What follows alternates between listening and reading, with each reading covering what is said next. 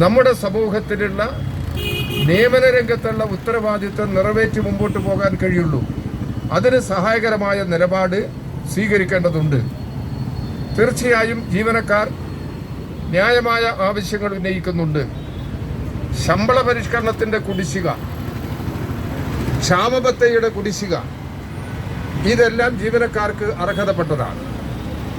ഇവിടെ നേരത്തെ സ്വാഗത പ്രസംഗത്തിൽ നിങ്ങളുടെ സെക്രട്ടറി വിശദീകരിച്ചതുപോലെ ബഹുമാനപ്പെട്ട മുഖ്യമന്ത്രി നിയമസഭാ നടപടിക്രമങ്ങളുടെ ചട്ടം 300 അനുസരിച്ച് റൂൾ 300 അനുസരിച്ച് മുഖ്യമന്ത്രിയിൽ നിക്ഷിപ്തമായ അവകാശം ഉപയോഗപ്പെടുത്തിക്കൊണ്ട് ഒരു